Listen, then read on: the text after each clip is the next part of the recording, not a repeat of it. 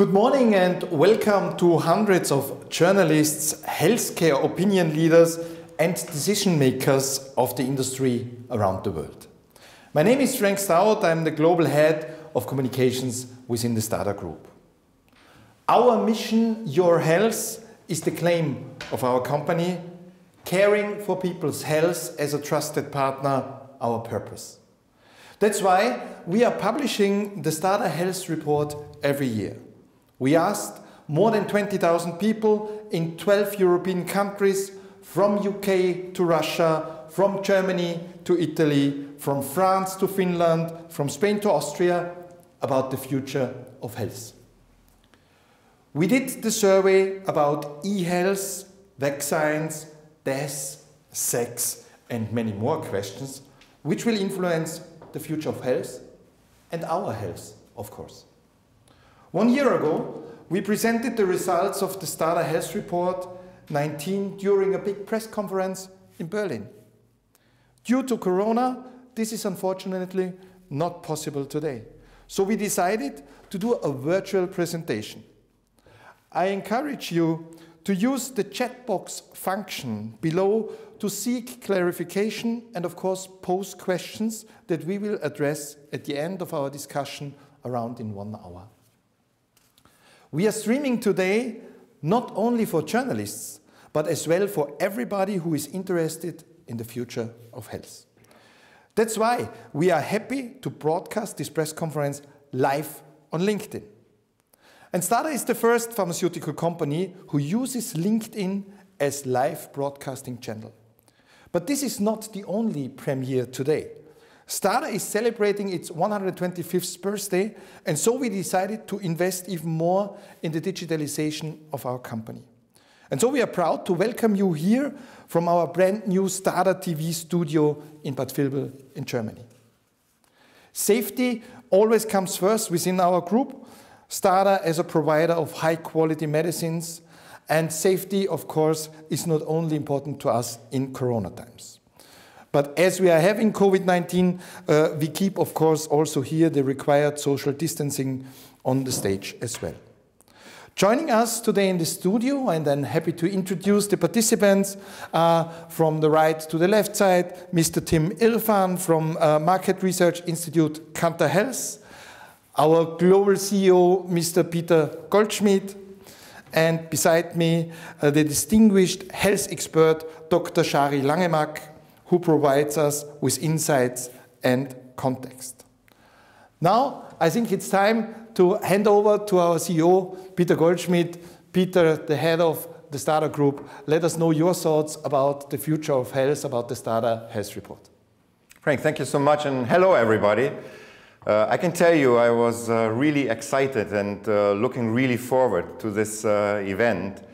And it's not actually so much about Stada, it's really about the situation we are all in, to have the opportunity to really learn more about where society, where people in the countries in Europe stand, what they think about health, what are the fears, what are the hopes, what are the activities people want to see from governments, from healthcare companies, and what they look forward into the future.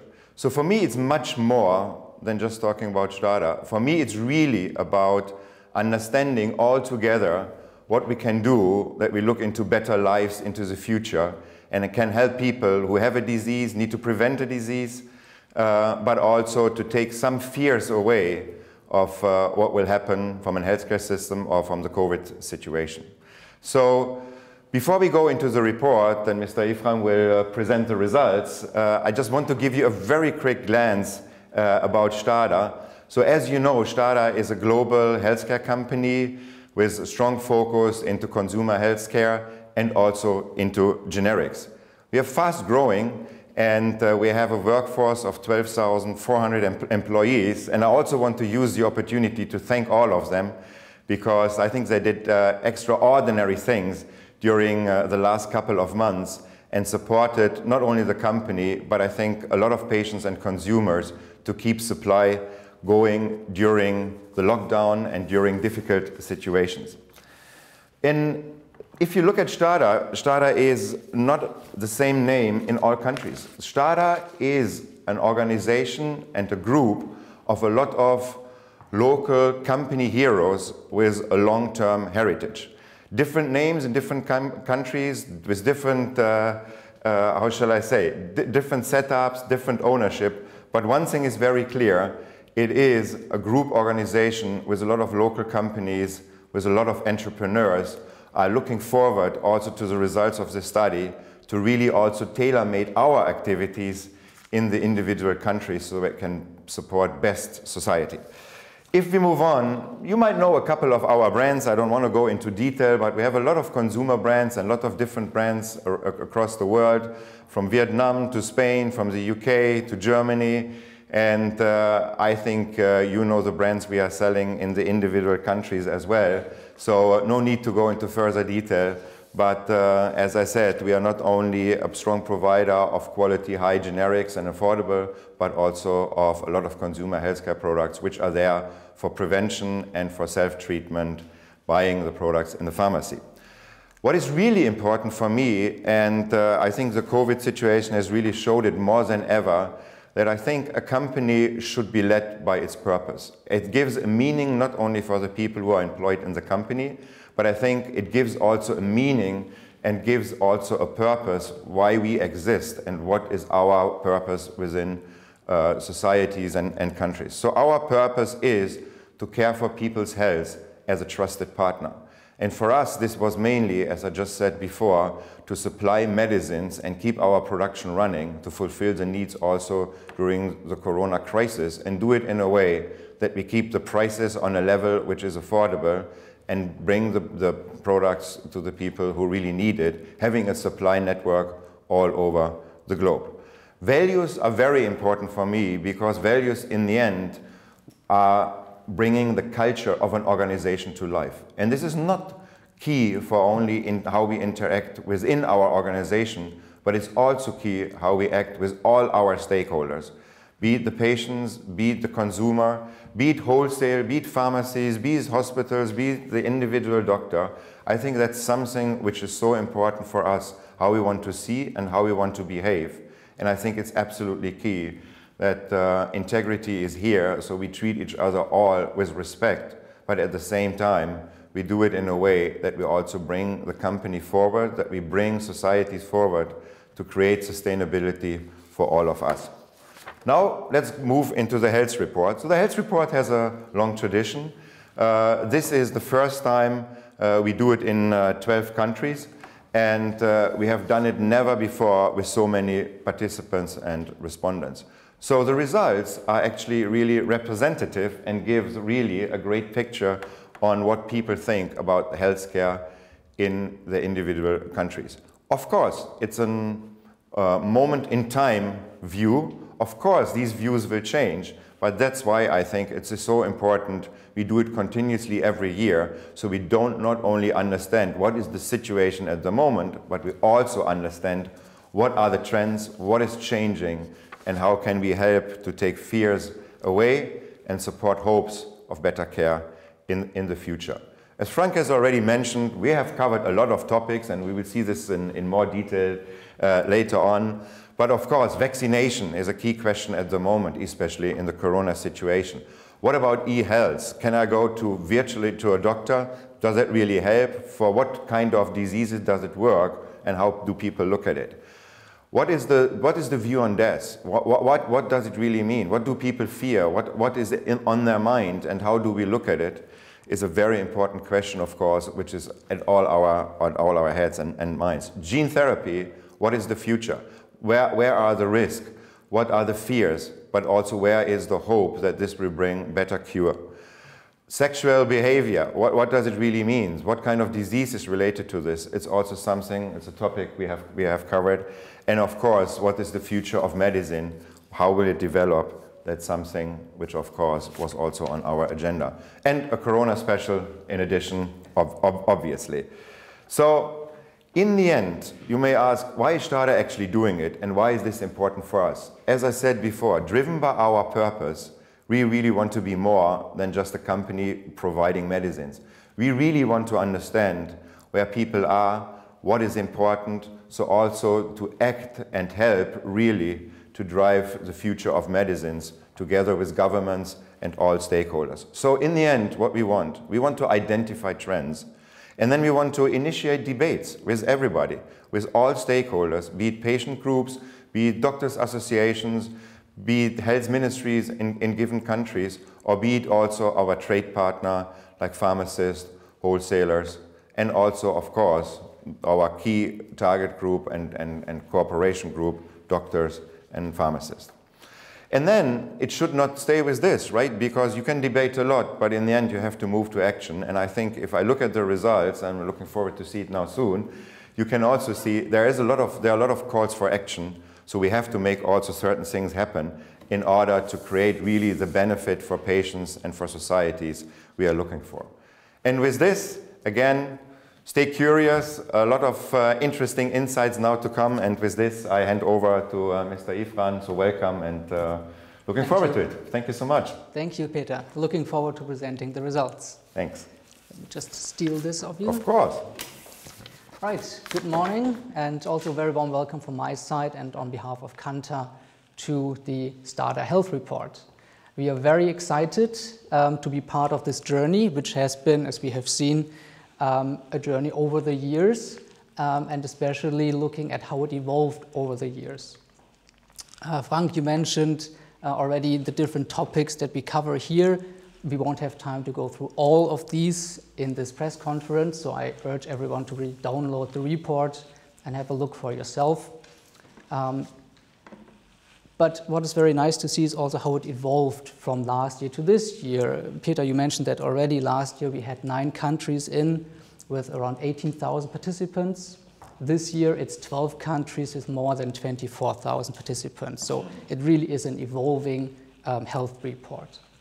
And you also mentioned, and this is absolutely true, that it is representative. And what we mean by that is that the participants in the health report are representative for, let's say, the age groups, the genders, and even for the different counties in the countries. So this makes the results much more relevant and meaningful for each country, but also across Europe. What is also noteworthy is the time of field work, because we feel it when the countries went into lockdown one after another. So obviously the question arose, what does this mean for our results? How will the effect be? So what we did is an analysis on pre-lockdown versus post-lockdown answers that we got in. Surprisingly, there were no significant differences found, but to really investigate further the corona situation, Stada then decided to do an ad hoc study in 6 core countries with more than 6,200 participants. I think this is really sounding interesting to us. So let's jump into the fascinating findings. And as with the virtual press conference, the current crisis has pushed the world more towards digital solutions. And this appears to be equally true for healthcare as well. So Tim, we asked already last year if people would accept an online treatment from a doctor. Do we see a change now? Because maybe after Corona, people got more and more used to also do a lot of video calls. What is the situation there? Yeah, that is very, very true. And what we can see here are 2 things on the chart. As you said, last year we asked this question. You can see the number from 2019 below in white font and the number in black font on top of the bars, and you can see an increase in every country. Sometimes really tremendous increases of more than 20%, which was really surprising to see. Overall, there's a 70% approval rate of, let's say, telemedicine. But yeah, some countries like Germany and Belgium are a little bit more hesitant, and they were so last year as well. So this is very much in line with what we found out last year.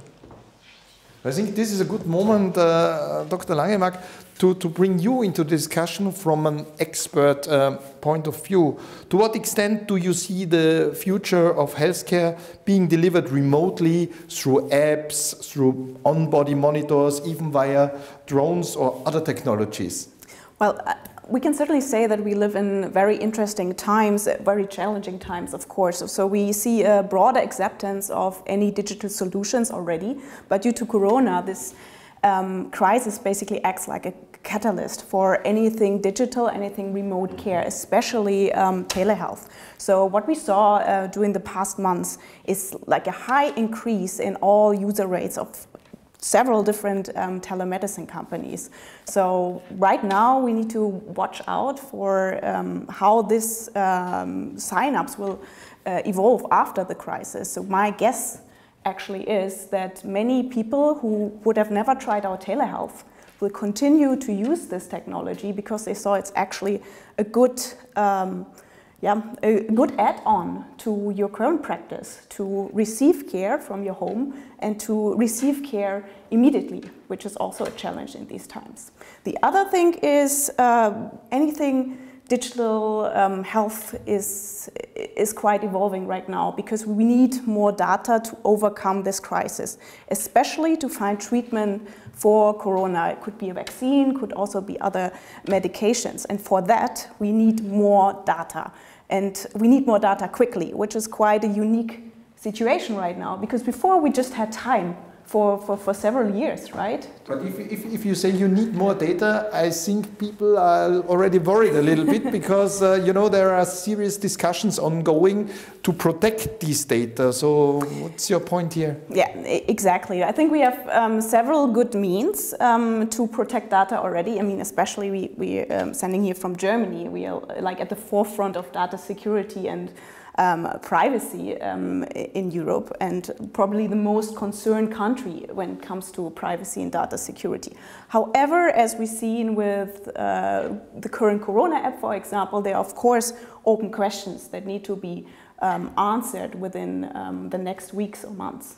Yeah, we also, Peter had just yesterday a discussion if we should push our people within Stada to download the Corona app, if we should recommend this or not. So I guess this is for all of us a really key question at the moment. Yeah, absolutely. And looking at the results, I think the most important thing we need to understand is how do we create more value through digitalization and not do it because of we want to be modern or we want to be innovative. And the results shown that in this crisis, but also in general, people use just simply different channels for communication, for information, and for interacting than this was 5 or 10 or even maybe a year ago. And I think that's really the adaptation we need to do in order to reach the people we want to communicate it. And of course, this is in the first place the doctors, the pharmacist, and the patient. And I think that's really key. And that's what we try to adapt. And I think this value creation will be then mutual. If we reach people better, then of course we'll have more security in society, we can inform better, and people understand better. And I think that is something we need to foster, and that means in the end, for us as a company, that we have to be more agile on driving change in order to fulfill our patient needs. Yeah, Tim, everybody of us has a smartphone these days. So how about using mobiles to improve healthcare? I think you have some interesting data we can show now as well. We certainly do have that. We asked exactly that question, and we can see that we put in the total over Europe, so 75% actually approve of that concept and can imagine doing that. We have a little bit of an outlier here. Again, very much in line with what we've seen previously, with Germany and Belgium being a little bit more hesitant. And Shara, you mentioned that concerns of data privacy might be a key factor here. And I remember from last year's report, this actually came up. But overall, 75% is not too bad. Peter, how do you consider the impact of the digitalization to our industry? What does this mean for you as a leader for a big company like Stada with more than 12,000 people? Yeah, as I said before, it's all for value creation. It's all for the benefit in the end of people's health. And it means, for me especially, that we are open for every recommendation of every employee in Stada. Everybody has a different function. Supply chain, digitalization can bring better results, more efficiency, faster supply. Right? Of course, if you look at people visiting doctors or pharmacies, let's find different ways to interact even better through crisis times like this, or in the future as well. And of course, it would change also how we communicate internally. I think the key is to be open, as it's part of our values, to be agile and take the change, and not make it a hierarchical decisions. Everybody has an idea, everybody has a view, and everybody can contribute. So I think that's what we can do as a company, to stay agile for every idea, to better support patient needs. Thank you. So Tim, to apply digital solutions, we will need data to be digital, of course. Stada Health Report also looks into attitudes to digitizing health data, such as certificates of vaccination. Absolutely correct. So we asked this question to our more than 24,000 respondents, what would they like to have digitalized? And there are very different opportunities out there, but mostly, let's say, the vaccination records is something that came up frequently. We can also see, for instance, that appointments, doctor appointments, is something that they would like to see in a digital form. And this is something I can relate to personally as well. I share my calendar with my wife, I put in my appointments, also my doctor appointments. It makes our life easier. So I think this is something most of us can relate to. But vaccines, of course, is a hot topic at the same time. So we also asked in the health report more than 20,000 people about how people really see this, because there is a big discussion ongoing in the public, also a lot of critical people around this. So I would be really curious to see the results here. Yes, so we asked that question on, should it be compulsory or not? And it was, we were quite interested in getting these results, because there is a lot of rumor out there, there's a lot of, false claims out there, conspiracy theories. But it was then very nice and very surprising to see actually a very high level of up to 94% in Spain who approve of the concept of compulsory vaccinations. We have the Alpine region with Austria, Switzerland being a little bit more hesitant, but still having around 70% approvals here. So I think all this buzz that we hear from these conspiracy theories, it seems to be just a very loud minority. But from a counter health perspective, is this surprising results for you? To be honest, I don't think it's so surprising. I think Spain with 94%, where do you get 94%? Almost never. So this certainly was a surprise. The total around 80%, I think this is something that we would expect. Shari, how do you assess current progress towards finding a coronavirus vaccine or other effective treatments for COVID-19? Well, of course, it's a bit difficult for me to say what the actual research progress is for a vaccine, but what's for sure is that we are in a very unique time. Namely, we don't have time to find the vaccine. We need it as soon as possible, and therefore we need a better interaction of research centers worldwide. We need a worldwide collaboration. And this is maybe the first time that people or countries are actually moving towards having a common healthcare goal, which we should have in many other senses as well, because we have many global healthcare challenges, from the consequences of climate change. Cancer is a global healthcare problem, chronic diseases. All these diseases and problems should be tackled on a global scale, not a national scale. And I hope that at least the consequences of Corona will enable us to work together more closely in the future as well. What was also interesting yesterday that Mr. Spahn, the German Ministry of Health, invested already in a company to claim to be the first one, if they are successful, to have this vaccine. Yeah. Peter, also interesting from a company point of view that governments even are interested in investing. Yeah, and I think that's the right thing to do, exactly as you mentioned. It's not only the challenge for the healthcare companies, it's not only a challenge for a health minister, or for a country in itself, it's a challenge for all of us. And of course, the discussion is on vaccinations, but if a vaccination is a silver bullet, yes or no, we cannot say. If a vaccination will then be working in 100% of the people, questionable.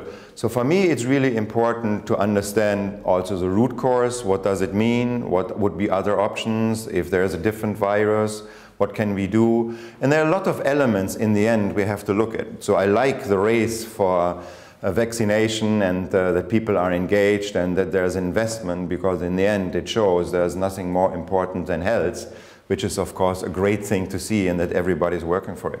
But there are a lot of other things we need to look at. How do we interact? How do we communicate? We have had discussions on how do we protect each other, so mask and prevention is very important as well. But there are also other elements now where we can support, like what is your diet, what is your overall health situation, what is your level of vitamins or minerals you have, and that's also areas where we, for example, as Stada can support, because we are not an innovative company searching on vaccines, but we can support with a lot of food supplements, for example, also to make people healthier and stronger and get some kind of immunization against certain threats which could come.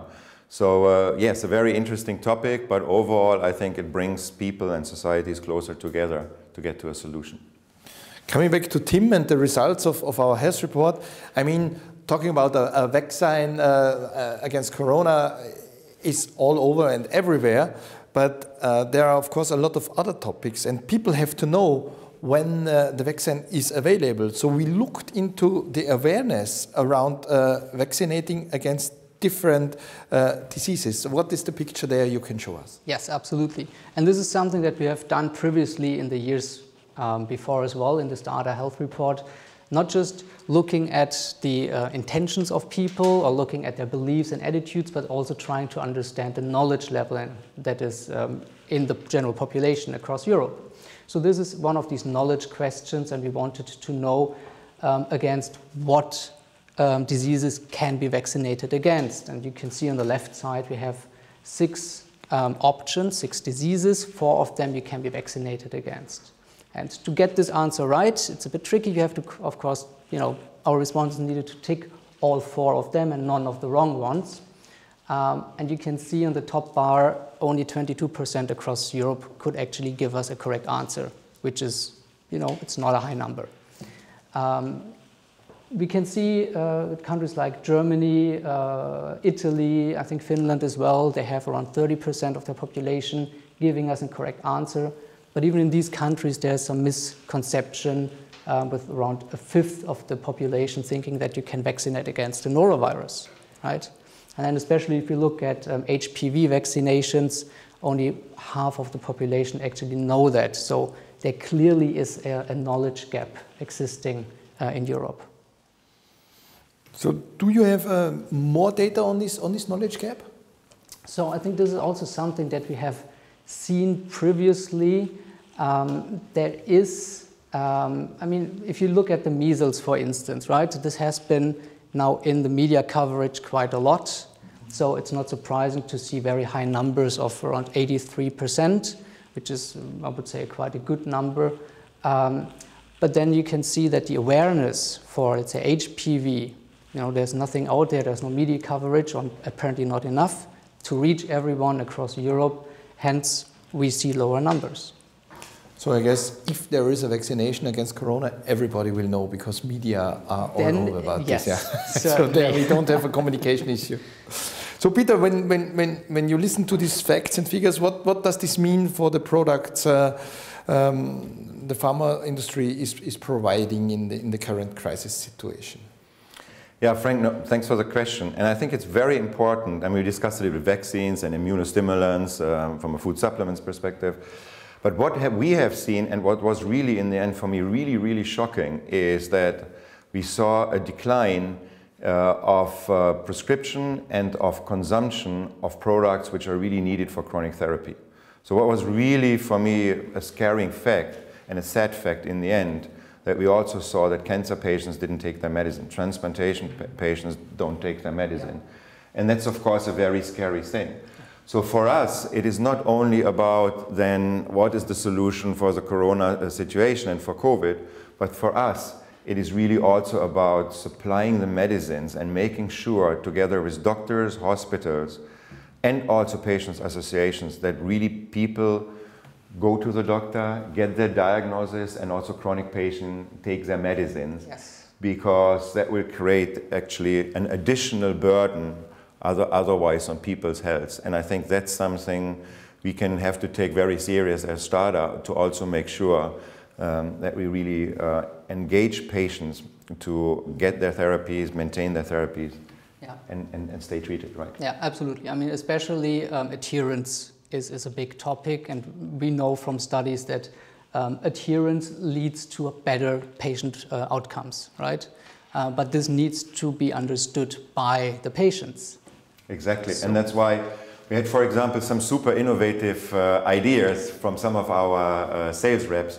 They said, hey, I talked with the doctor, what can we do in order to write to certain patients where we see that they don't get their prescription, that they don't do it, and ask them, despite Corona, to get back to the doctor's office and do it in a very safe way. And I think these are contributions we can do, which are going even far beyond of just providing the medicine in itself, but it's also a little bit our obligation to make sure that people actually take the treatment and, as you call it, stay on it and show adherence. Yeah, absolutely. Tim, maybe let's take a look at the cutting edge of conventional medicine, to the future of treatment, albeit one that is already with us. Another hot topic, gene therapy. Yes, so gene therapy is certainly a term or a buzzword that most of us have heard, yet I would wager it's something not everybody is very familiar with. I think first we talk about the trust in the conventional medicine. Yeah. Sorry. So here we actually can see, and this is also something that we asked last year, that there was also an increase in most of the countries, right? So we don't see an increase, we actually see a decrease in countries like Russia and Serbia, Russia especially, going down from 61 to 55%. But all the other countries, there was an increase, so there's a higher trust than a year before in conventional medicine, which, I mean, working in healthcare, I think this is a very good trend.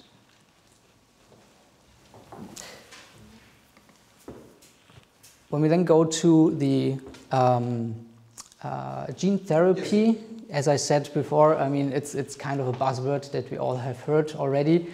If we look at the results, so what we asked here specifically was if people were willing to actually change their genes in order to evade falling ill. Around 50% said yes, around 50% said no. I think there is still, probably there is an awareness gap, and then the ones who are aware, there's a knowledge gap. This would be my take on this. So, Dr. Langemark, to what extent are recent innovations such as cell and gene therapy the future of medicine? I think also from an expert point of view, a quite hot topic, no? An absolute hot topic. I mean, gene therapy is a game changer to how we treat patients now and in the future already. So with this new technology called CRISPR, we are finally able to very efficiently and very quickly change genes, any type of genes. So we have first use cases in rare and severe diseases, for example, sickle cell diseases, first success cases, but the implications of these technologies and this success is that we could potentially use it also for many, many other diseases, even predispositions. And this, of course, needs a broader debate, including all stakeholders, I guess. So I really like that part of your values is encouraging debate within society, because I think gene therapy will be one of the biggest topics that need a debate. And needs education, absolutely. Exactly, yeah. Right. I'm pretty sure that we will see these numbers change when we talk about this in like 5 years' time. For sure. Yeah. In which direction do you expect it? This is hard to say. I would say it really depends on how things are being communicated. If there's a lot of fear-mongering, or if there is, let's say, the promise of actually, health being promoted. Mm-hmm. So it really depends on, I would say, the major stakeholders, so the pharmaceutical companies, the industry, but also on the national level, how governments are, talking to this, how this is being communicated broadly. So. And if I may interrupt here, maybe also depending on the use cases, right? It's a completely different thing to have finally a treatment for an untreatable disease. Mm-hmm. Somebody who didn't have hope before, a patient, or to treat a predisposition where you don't even know if you will develop a certain disease. So probably you will filter for these cases in the future reports. Yeah. Absolutely.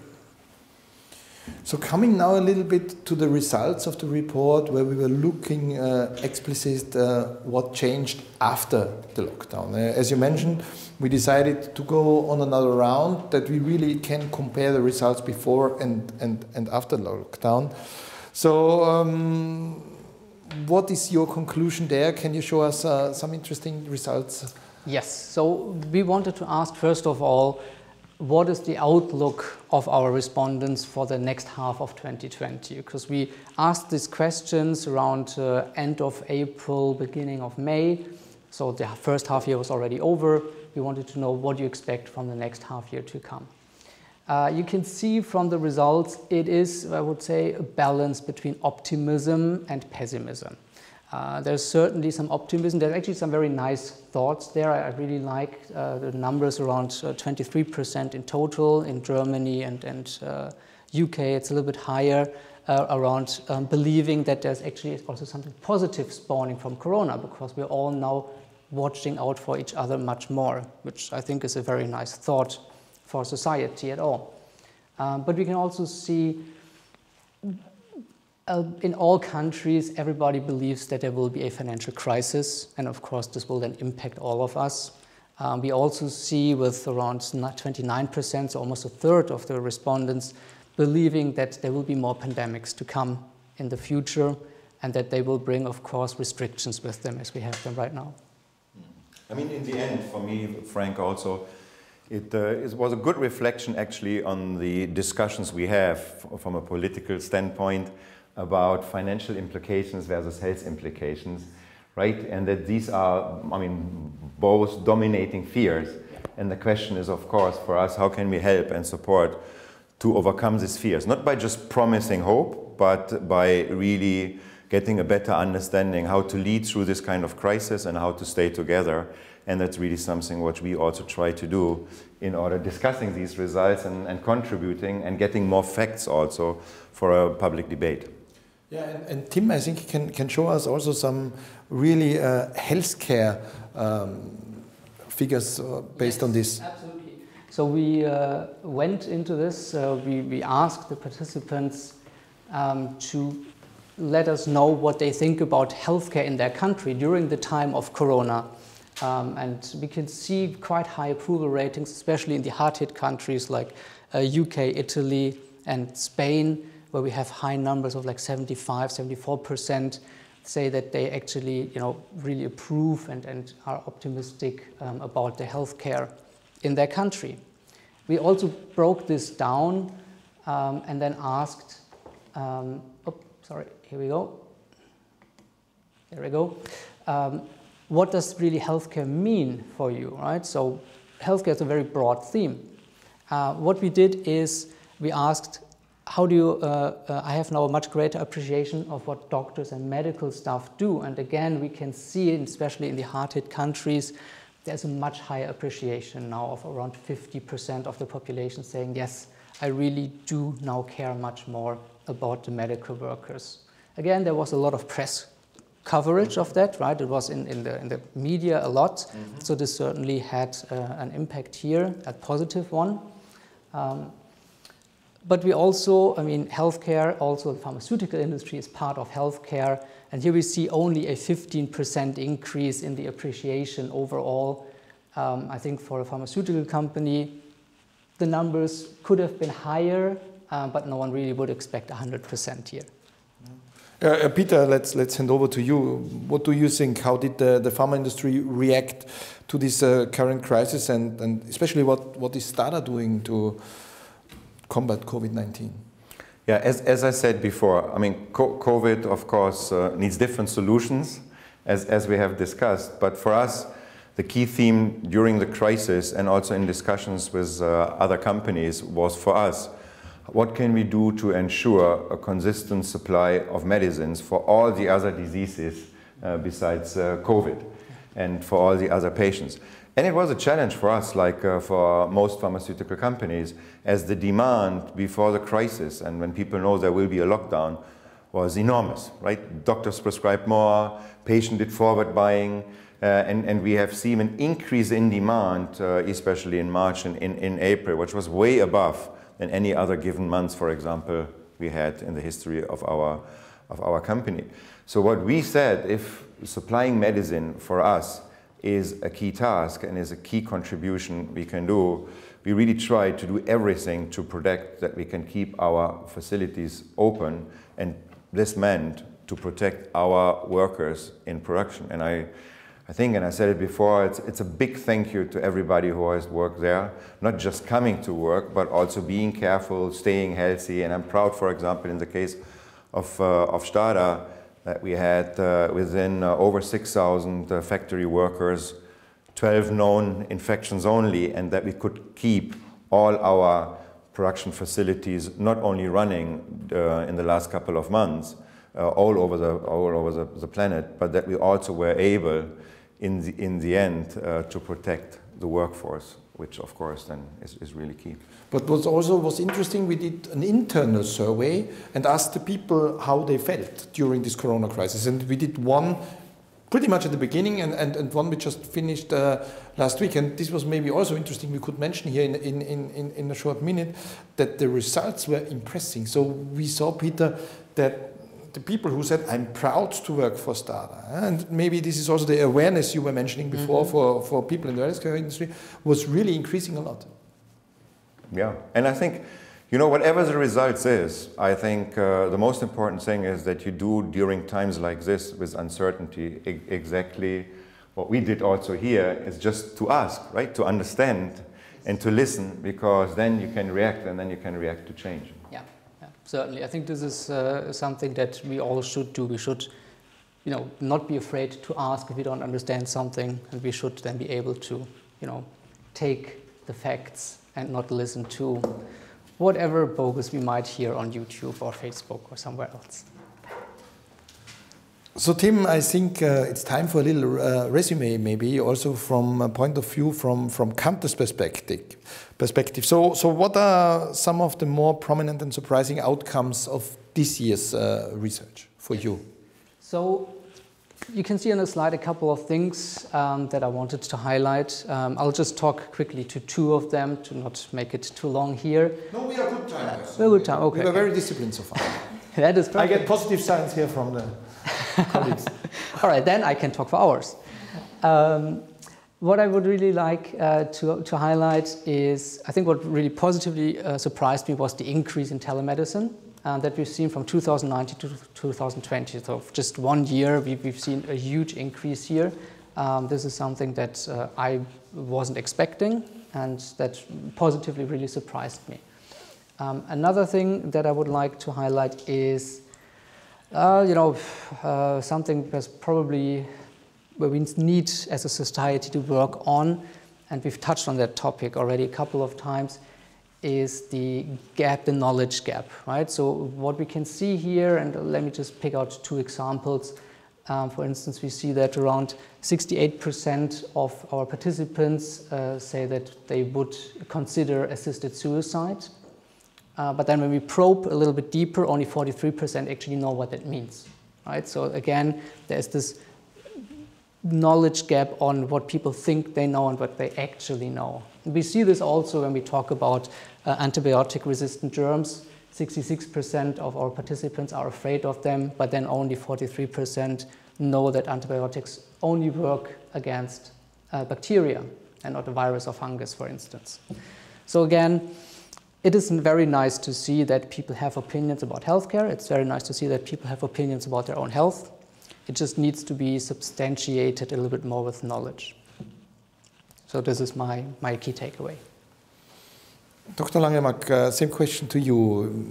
You are the expert. You were not involved in the whole project, so you came late and saw the results. So what's your key takeaway? Well, of course, I'm glad to see that telehealth finally is getting to the people and like to a broader population. So that we had such a high increase within just 1 year is really great to see. What I'm quite surprised, however, about is that still many Germans and I think it was Belgians refuse to use an app prescribed by their doctor. So I guess there's still the knowledge gap you're talking about, or fears for privacy and data security. So I really like the phrase Mr. Goldschmidt was using before, inform better and understand better. And this is for sure key for the future of medicine. Not only to ensure that more people use digital solutions and understand the potential risks they face in the future, but also in terms of new therapeutics. We talked about gene therapy, and their understanding is key to ensure really shared decision making, a practice that we will see much more in the future of healthcare. Peter, when you look at the results, you are such an experienced manager in this industry. I think you work around 30 years in the healthcare industry in different regions in the world. So from your point of view, what are your key takeaways? If I would have to summarize it in one sentence, I would say communication is key. And maybe that's a strange statement for someone who just runs a company. and it comes really across. That's what you said. We have perceptions. And perceptions are realities. We have to listen to it, right? As you say, we have then to educate, and then we have to be in a discussion to find new solutions. So in the end, this is all communication. And I think that's what we can contribute in the end, Frank, is to trigger the communication, as I said in the beginning, to trigger the debate, and then come all together to new solutions. And we want to play our part in this, and we want to invite, not only as we did for this press conference, but we want to invite all stakeholders, as I said before, in the healthcare system, and that of course includes in the end everybody, to debate, to discuss, to give us ideas. And I think if we keep that communication, we will come to better solutions. And as I said, not only for an individual country, which is important, because a surprise for me is really, again, how different the results are actually from country to country. So we're very, very local. So we need to keep that dialogue as well. So local is important. But I think there are also bigger questions we have to solve, as we did it here from a European standpoint, or even from a global healthcare standpoint. Thank you so much, Frank. Thank you so much. So, and now the floor is yours, I want to say. So, a lot of journalists have been joining us, I hear, and we are getting questions. And the first one I just got in here. Corona is showing us how much of a global topic health is nowadays. How important is international teamwork when fighting health issues? I think something, Peter, you tackled already. Maybe I would be interested in your view, how you see in the end, and what can be done even from a global perspective, keeping politics aside, but what could be done really in order to get even the world, and I think in the end, more united. Well, I'm glad you started, and you can add to it if you want to later. I think it is quite clear that we need to collaborate better on a global scale for fighting diseases. In Corona, this is accelerated because, first of all, we need to be faster, and we can only be faster if we collect more data quickly. So this is the first thing. Secondly, Corona is not a national thing, right? If you leave the country or if you have really let's say, widespread or rather not so severe political setup where you can just do whatever you want, or basically if another country doesn't connect with our Corona app, it simply doesn't work, right? If our neighbors don't behave well, we will end up with corona every now and then again. For me, by the way, this was a downside of this corona crisis. I didn't see one European solution for this. So it was really, every country was doing a little bit what they wanted. That's my feeling. But yeah, absolutely. But I think we are more and more aware that this doesn't work. For example, now the Corona app is quite new and was released in Germany yesterday, in many other European countries as well. And I already saw that there are lots of discussions and lots of willingness to connect national Corona apps. And especially in the digital health scene, this is quite unique, to connect healthcare systems, something we tried or have been trying to do in terms of electronic health records for a while now and didn't succeed. But now we have the urgency, and now we hopefully will succeed to overcome this pandemic. Second question, can you comment on any findings about self-care and self-medication? One of the slides shows only 10% of people will rely on self-medication more. Tim, I think this goes to you. Yes, this is something that we have asked among all the other things in this question. The 10% increase is a question of why and what people really had in mind. I think it's difficult to take health in your own hands if you're not really a healthcare professional, because at some point household remedies will not cut it anymore. There are, I think this is something that we actually touched in on last year's report, or the one before that. We have actually seen that there's still quite a trust, especially in countries around it. I think it was Germany, Austria.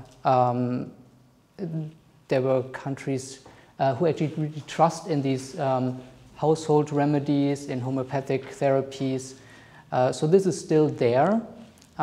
It's not going away, and that there is an increase or only an increase of 10%, I would need to speculate on why that is, and I would rather not speculate here.